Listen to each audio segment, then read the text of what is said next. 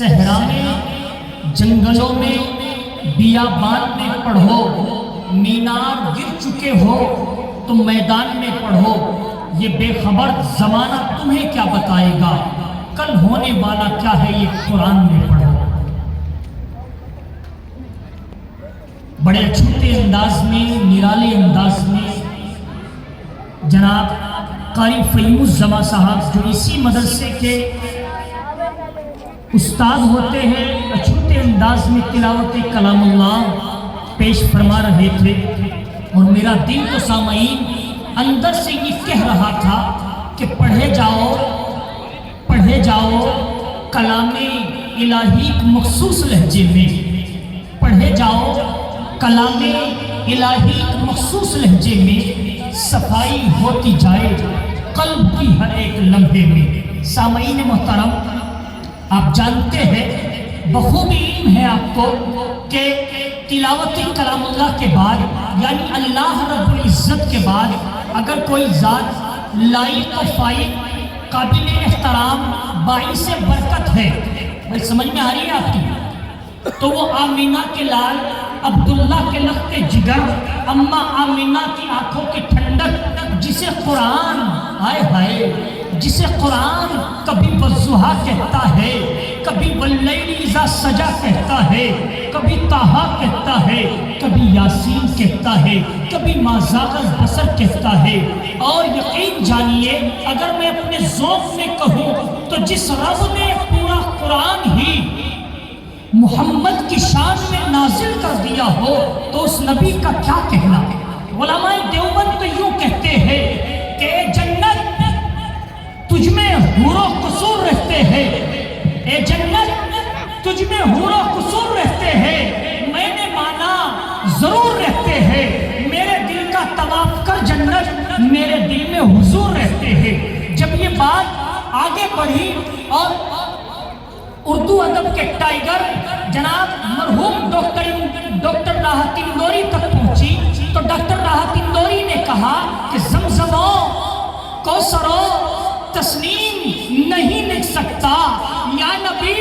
آپ کی تعظیم نہیں لکھ سکتا، اور میں اگر 7 سمندر بھی نچوڑوں راحت تو آپ کے نام کی میم نہیں لکھ سکتا۔ جب یہ بات آگے بڑھی نواب بھائی،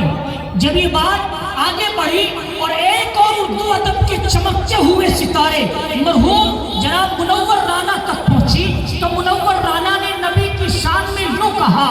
کہ میری مٹھی میں ہے کچھ خاک ان کے آستانے کی، اور زمانہ اب کرے ہمت میری قیمت لگانے کی، اور میں مر جاؤں تو خاک مدینہ منہ پہ مل دینا، یہی بس ایک صورت ہے خدا کو منہ دکھانے کی۔ میرے سامعین ساتھیوں اور رٹھوڑا کے زندہ دل لوگوں، جب یہ بات چلتے چلتے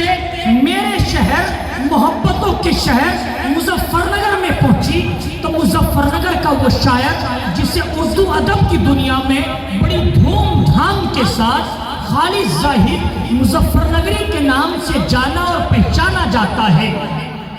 جب یہ بات خالد زاہد تک پہنچی تو خالد زاہد نے نبی علیہ السلام کی شان میں کچھ لکھنے کی کوشش کی، مسکرا کر کے قلم اٹھا کر کے 4 مصرے رقم کیے۔ خالد زاہد نے لکھا کہ پھیلی تو اقردان سے خوشبو نہیں گئی، پھیلی تو اقردان سے خوشبو نہیں گئی، آقا کی اس جہان سے خوشبو نہیں گئی، ارے جس نے نبی کا نام عقیدت سے لے لیا تا عمر زبان سے خوشبو نہیں گئی۔ حضرات محترم، اب آئیے تلاوت کلام اللہ کے بعد نعت رسول اللہ کی دنیا میں قدم رکھتے ہیں، اور ایسا باکمال شاعر، ایسا بہترین شاعر جس کی آواز میں جادو ہے، اچھوتا طرز، نرالا ڈھنگ اور اچھا انداز دلوں کے اوپر حکومت کرتا ہے، وہ کوئی اور نہیں آپ کا جانا پہچانا چہرہ، اللہ نے جنہیں بہترین ملکے سے نوازا ہے۔ میرے کرم فرما میرے بڑے بھائی جناب حافظ نواب عالم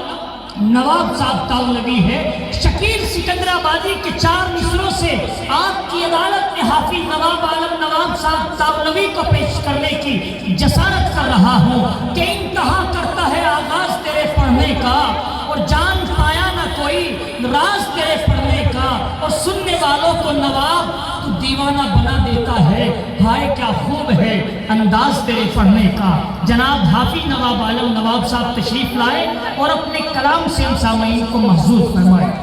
جو میرے بھائی سامنے کھڑے ہیں برآمدے میں،